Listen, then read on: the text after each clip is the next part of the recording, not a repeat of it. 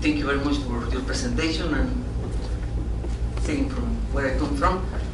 Is there anyone who speaks in English here? Should I speak in English or? Yes, English. English. Okay. And yes, I come from this town of Tonaltzintla, which is worth visiting because of a very nice church in there. And well, that is a bit into the problem. First, I will talk a bit about Fourier transform, and in particular the fractional Fourier transform. Then I will talk about something called Lewis-Ermakov invariance for time-dependent harmonic oscillators. I will also introduce some other invariants called orthogonal functions invariant. And then this will be for single time-dependent harmonic oscillators, and then I will go to the coupled harmonic oscillators,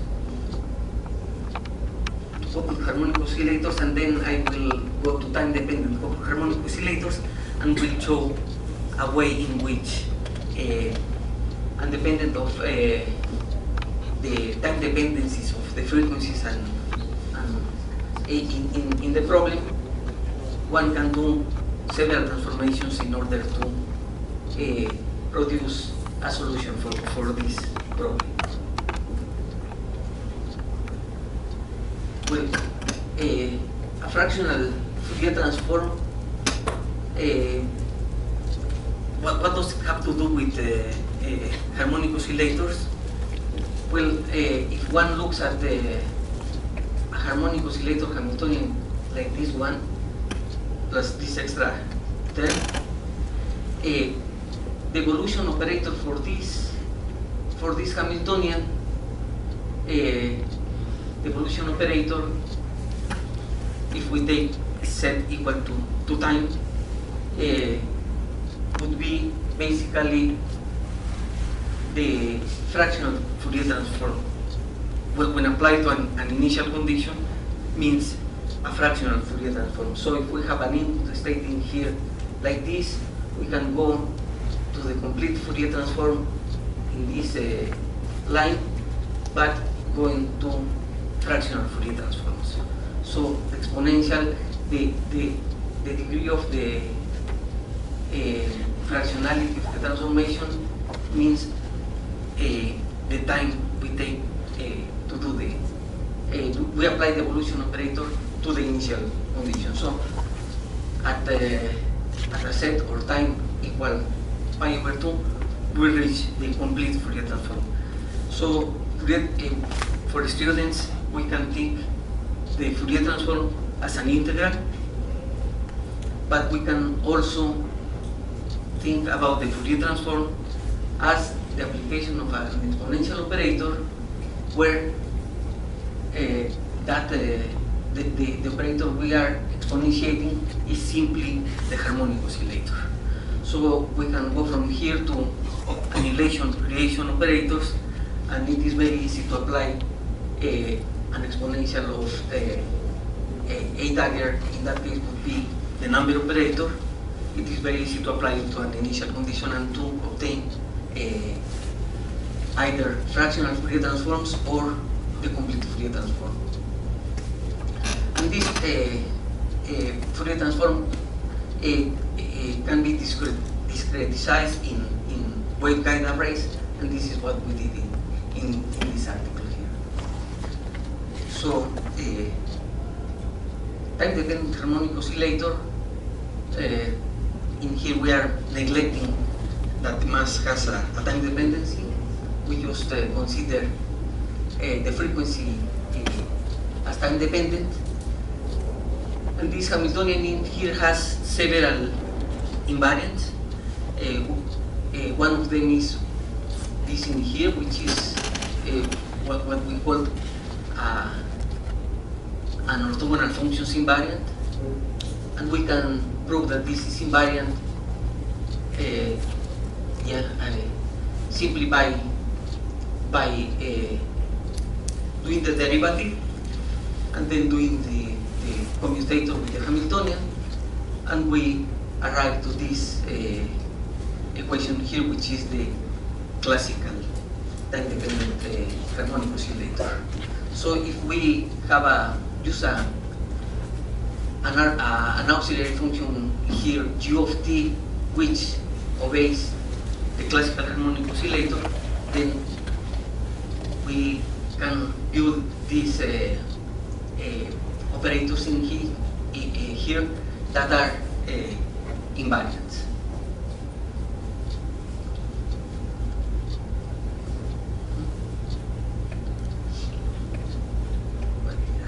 Why did I write this here? Let me. Okay. What I have written here, I believe a bit early, is two transformations over two operators, one with depends on q squared and the other one with depends on this quantity qp plus pq, which which you can look at this as the squeeze operator. You can recognize this as the squeeze operator. Any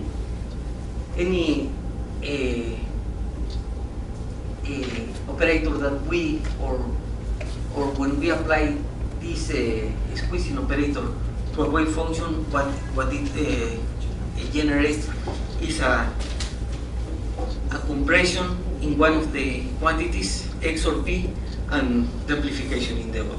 So this is basically a squeeze operator, and this we will see later, a little later, that can be seen as a translation operator, displacement operator, but instead of displacing quantities by constant constant numbers or classical numbers, it displaces by a quantity which is a q number, which is q. What is the form of the function u of phi? U of phi is the solution of this. Is an auxiliary function that obeys that equation. Yes. So we can, with those two transformations, displacement operator and squeeze operator, we can build a single transformation that when we apply that transformation, if we want to solve the Schrödinger equation for this Hamiltonian in here, and we apply to the Schrödinger equation this transformation, means that instead of c of t, we transform it and go to another space like this. What we obtain is this equation in here, this equation in here. That because the auxiliary function obeys the classical time-dependent harmonic oscillator, this quantity is 0. So we go from this Hamiltonian here that has p squared plus q squared to this quantity here that only has p squared in it. And then we can solve it in a simple way, because it is only one operator.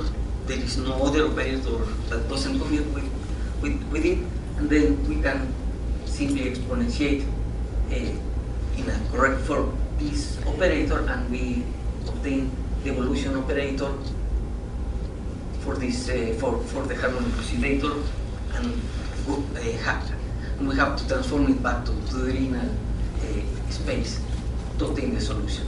So this is like a free particle, but with a time-dependent mass. It is, yeah, it is free particle with time, or in optics it is paraxial wave equation. This would be that, and that is directly to solve now. Another invariant known in time-dependent harmonic oscillators is the so-called Ermakov-Lewis invariant. This, instead of being linear as the one before, it is quadratic. So the invariant in this case, the Lewis invariant reads as this quantity here. That looks a little more like the Hamiltonian, the time-dependent harmonic oscillator Hamiltonian, and instead of having the auxiliary function U that obeys the classical equation for the harmonic oscillator, rho obeys another equation which is called the Ermakov equation, and that's why we call this invariant the Ermakov-Lewis invariant. It was introduced, I could say that in the 60s by Lewis. And in here, it is more clear what we did in this slide, where we are using a displacement operator that displaces P by an amount Q, and this squeezing operator in here. In this invariant in here, it is more clear why we use those transformations. And what we can see here is that Q is divided by rho, and in here that P is multiplied by rho, which means a squeezing transformation. If rho is greater than 1, then Q is squeezed, but P is amplified. And the other quantity which translates P adds P to with an operator Q, it is in here. This is the other ingredient. This is a displacement of P by a quantity Q, and this is a squeezing of Q by an amount of rho. And rho is again an auxiliary function that obeys the Ermakov equation, which is very similar to the harmonic oscillator equation. So again, with these two ingredients, displacement plus squeezing, we can transform again the harmonic oscillator equation, the harmonic oscillator Hamiltonian, with this transformation in here. And what we do is we go to another space now with rho, and in this case the equation we get for this new wave function in here is this one in here.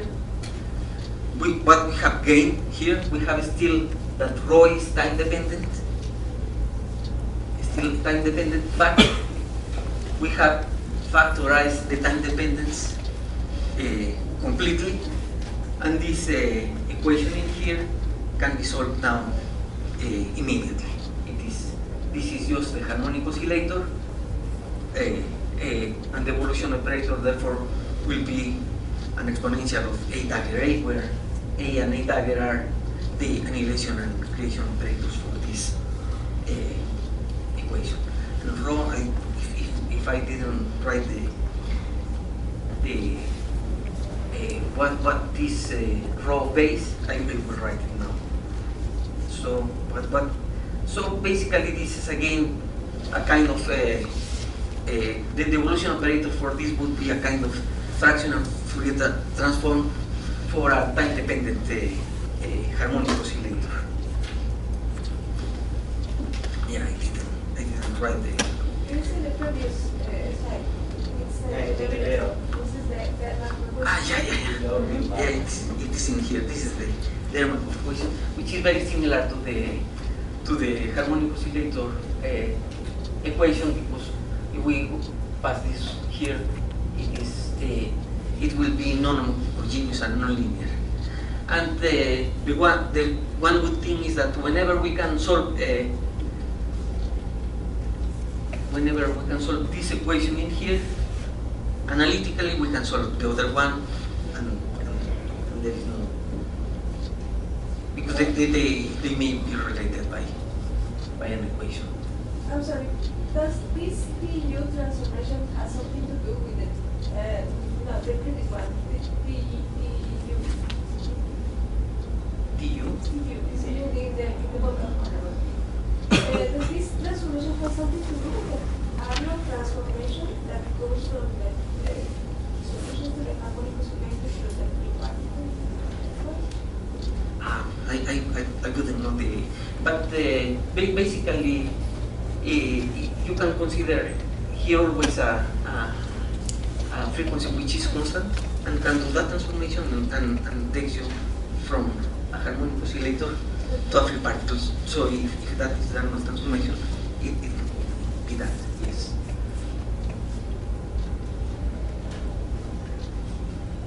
Okay.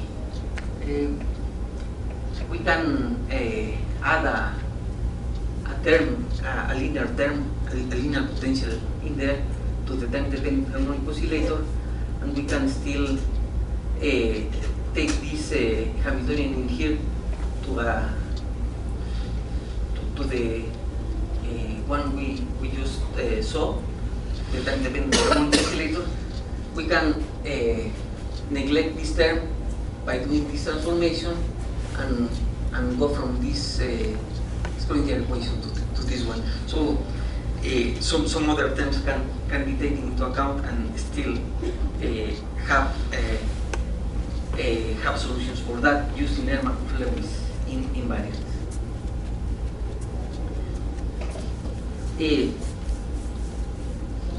We can take now the case of time-dependent mass instead of time-dependent frequency, and what we can do to solve this it is to use the fact that this is a Fourier transform, to use the Fourier transform introduced at the beginning, which is the exponential of the harmonic oscillator, applied to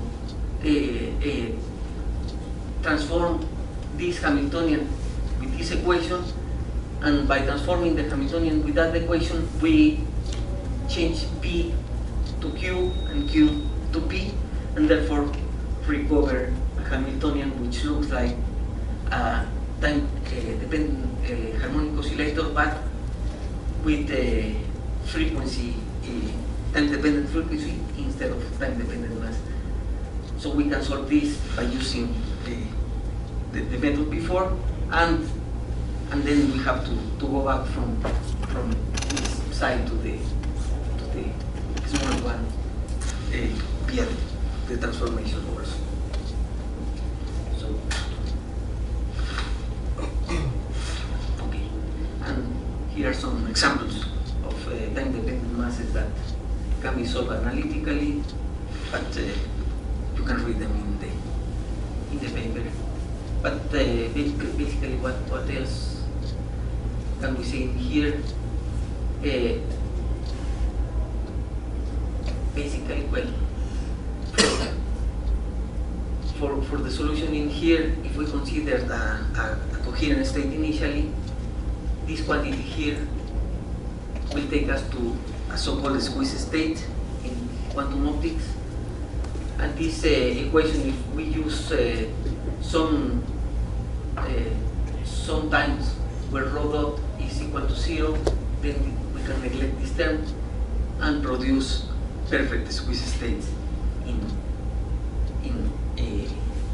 this problem. So these are types of canonical oscillator. Yeah, it is a mass which grows basically hyperbolic. Well, where do we find coupled harmonic oscillators? We can look at the Dicke model, and under certain conditions, the Dicke model, which can be written in terms of these operators here, can be written as this quantity here. And in here what we have is a harmonic oscillator, another harmonic oscillator, and the interaction between them. So Dicke model, which means the interaction between many atoms and a quantized field under conditions of large n's, large number of atoms, can be translated into coupled harmonic oscillators. Other places where we find coupled harmonic oscillators is in Paul traps, where to trap particles we need, and in this case we have time-dependent harmonic oscillators. We need to change the sign of the electric fields so that when the particle is going away, because it is negative, it is repulsive, converted in attractive, but in the other direction it gets repulsive, and then we have to produce time-dependent harmonic oscillators in full traps in order to trap ions in such traps. Where else do we find time-dependent harmonic oscillators? In wave equations, in the paraxial wave equation. If we don't consider, well, if we don't consider this is what we were just saying, that this is the free particle. When we propagate a classical field with no index of refraction, what we have basically is a free particle problem. In here, if we consider index of refraction, then we can propagate light through this graded index medium, and we can, if we choose correctly this quantity here, the index of refraction, glasses can be built that have specific dependencies in the index of refraction that are quadratic, for instance. Or if we want to, if we buy a glass that has also set dependence, then we would have a system of coupled harmonic oscillators which are set dependence, which is basically that equation would be an analogous, a classical analogous of a time-dependent harmonic oscillator, of coupled time-dependent harmonic oscillators. But those things can be bought in the market, and may serve to model quantum problems as well. So this is the paraxial wave equation.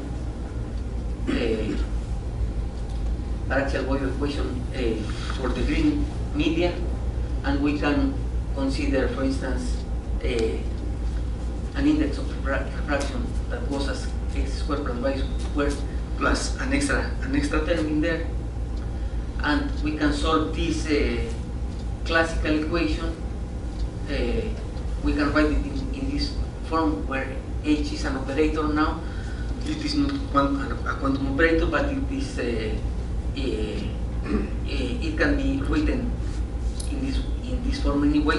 Although we are not in quantum mechanics, we can use operators to solve it in a quantum mechanical form. So for this equation in here, we can produce a rotation, a simple rotation, and the rotation, what it does, it eliminates that term. If we rotate x and y by a correct amount, it will eliminate that term and get two uncoupled harmonic oscillators, and that we know how to solve it. And here, what it is how does it behave, the two coupled harmonic oscillators, if the quantity G in here is smaller than a critical coupling, then we have two harmonic oscillators. If it is equal to GC, what we have is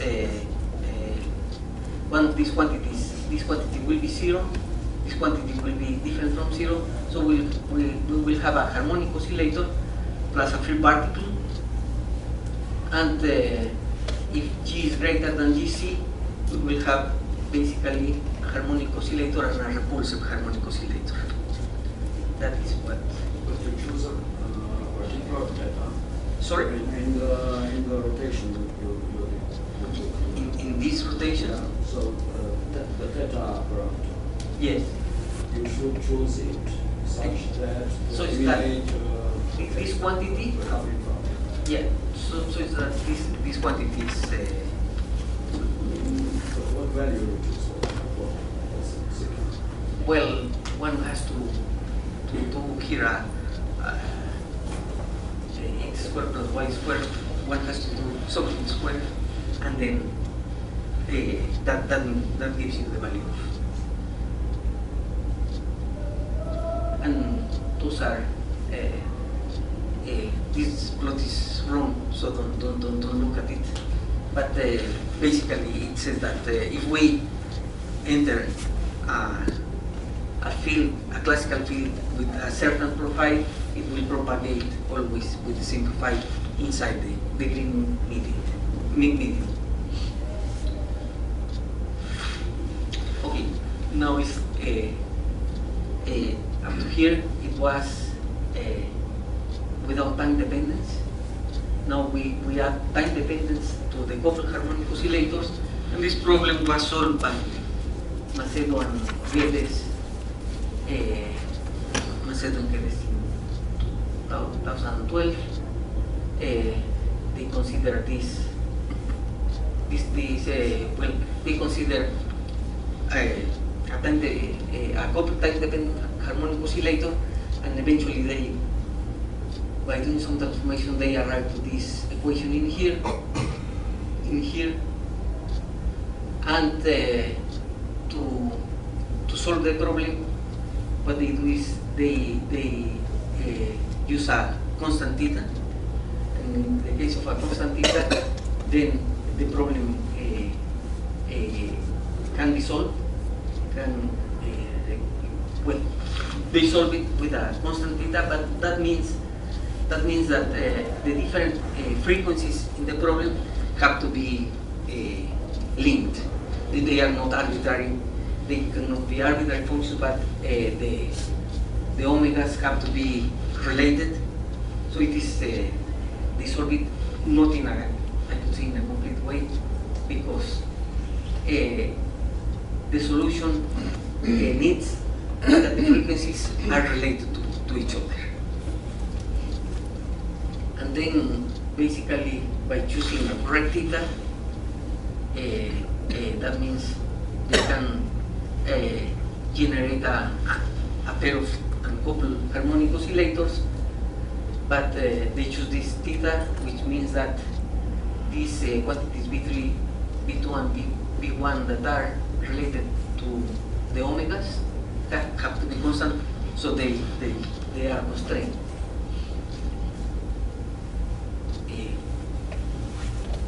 A solution can be obtained for completely arbitrary functions. Here, before I do that, if one considers n coupled harmonic oscillators, one has these classical evolution equations in here, and one can generate, as in the case we did at first, an orthogonal functions invariant. One can generate an orthogonal functions invariant for that Hamiltonian, for that Hamiltonian of this form, a linear one, and the use in here basically obey the classical evolution equations, those ones, and one can prove then that this invariant here, if one derivates it and does the commutator and adds them together, the classical system of equations that we had before is fulfilled, and therefore this quantity is equal to 0, and therefore this quantity is invariant for n harmonic oscillators, n coupled harmonic oscillators with time-dependent coefficients. In the case of a couple of oscillators, one has this Hamiltonian in here. Those are the equations, classical equations of motion for this Hamiltonian, and one can borrow the idea of applying a transformation that has a squeezing part and a displacement part to this problem again. And what do these transformations do to x? They just multiply that by a quantity u of x, to y something similar, and to p again, as in the single time dependent harmonic oscillator, it divides p by the quantity u and adds an extra term that depends on position. So if we transform the Hamiltonian for the two coupled oscillators with that transformation, one arrives to this equation here, and what can we see from here is that this quantity, this equation in here and this equation in here are those terms which are basically eta plus uy and eta plus ux. Sorry. So this quantity will be proportional to uy, and this quantity will be proportional to ux. So we can factorize ux, uy here, here, here, and here, and produce a Hamiltonian which looks like this one in here. And for this Hamiltonian in here, which has the terms x and y still, because if we square this, we get x squared, y squared, and the extra term x and y. But then we can do a simple rotation again, and with this simple rotation, we can take eliminate y from here. We gain something, we have to lose something. What we lose is that when we rotate in here, just for the term x to be the important one, a rotation has to be produced as well in these quantities in here, and we get a term instead of the form x y. Now we get a term of the form px py. But still we earn a lot in here. And why is that?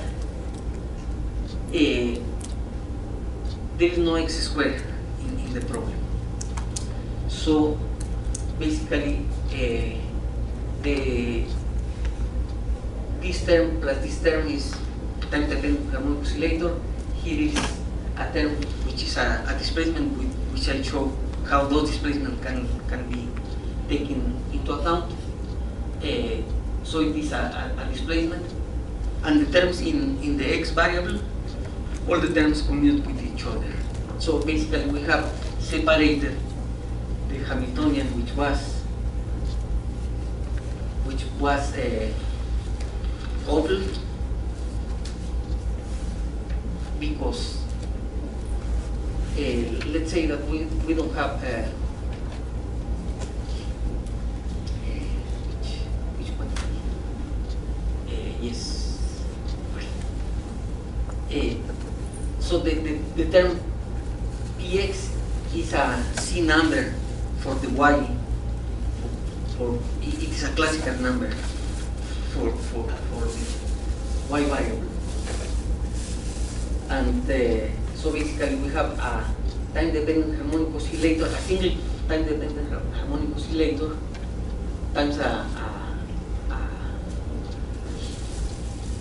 extra term here, Py, that can be by using a transformation can be taken away. I believe I have it in here, but it is too difficult to go through them. But basically, what I can say from this equation is that the two oscillators have been completely decoupled. Why? Because Px for the y variable means a classical number. So we can consider this operator for the classical variable a classical number, and this problem can be solved with this Hamiltonian can be solved with the methods introduced just before. I believe this is just to take to take away the coupling here. In here one can produce an extra transformation, but the thing is it can be decoupled. The way of decoupling it produces this extra term in here, but this extra term Px now commutes with everything, so it can be taken away from the problem, and this term in here Px will be a classical number for the problem. So it is completely decoupled, and this I arrived to the conclusions.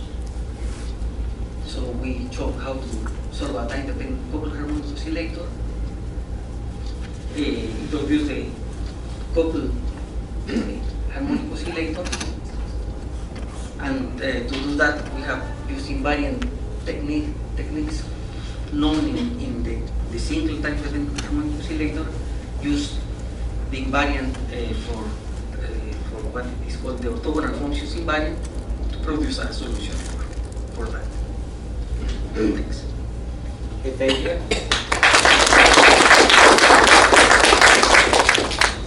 So, do we have questions?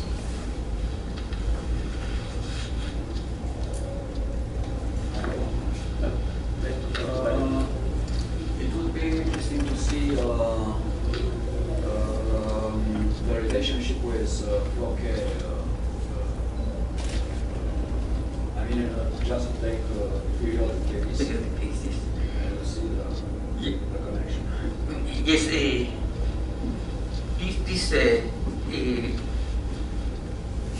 what I showed, it is for arbitrary functions, so you can use non-periodic or periodic functions, and it will work the same.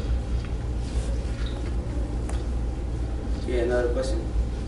Yes, the examples you presented are one dimension. Is it possible to generalize to other dimensions? Yeah. Because with the oscillators that you use, Those are independent, no?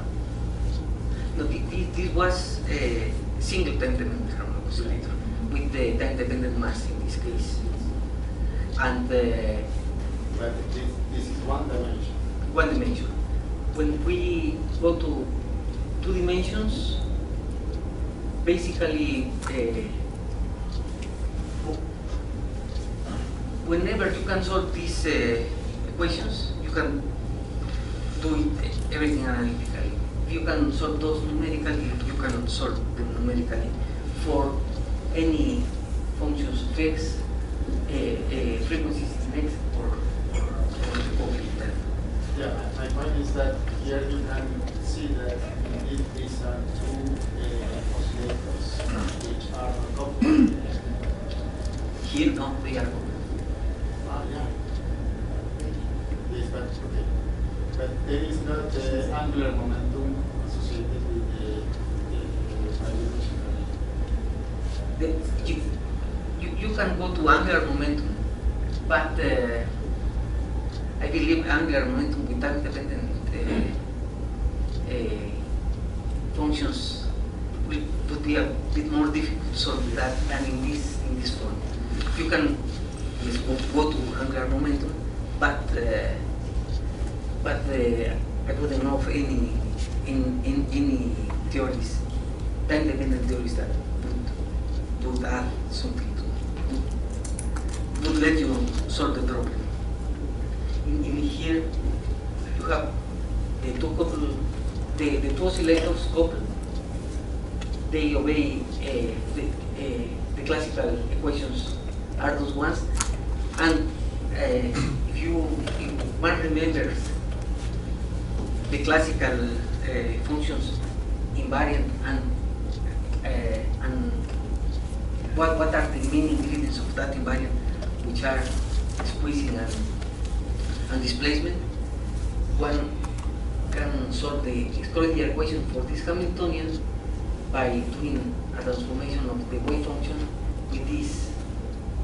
with all these transformations here, and this takes you to so this is what it is in here, and this takes you to this the transformation takes you to this equation in here directly, and in here what you can simply do is do a rotation just to avoid to have two coupled harmonic oscillators and go to a single one. Okay. So I see in this last part of your talk, you use all the time this T operator, this generalized translation operator. For example, the next slide. This one? Yes. You can also use the TU transformation. Yes, you can also use The the TU, which the is TS, sorry, TS transformation. what is the TS? This is the question. Can you use introduce an S operator and a squeezing operator? It is in here. Here it is the squeeze operator for X, and here is the squeeze operator for Y. You have to include it. So actually this is the TS transformation. Yes. The DS transformation. Yes. What I would say is that I mean you can use to solve the single harmonic oscillator. You can use the TU transformation or the T-rho transformation. The TU transformation takes you to a Hamiltonian which is a free particle, and the T-rho transformation in here takes you to a harmonic oscillator which has a factorized time dependence. So This transformation you cannot use it in the no, you have to use this one, which takes you to a free particle problem. Okay, do we have another question? Well, if not, in behalf of Quantum Bar, I'm giving you the diploma, and we all thank you.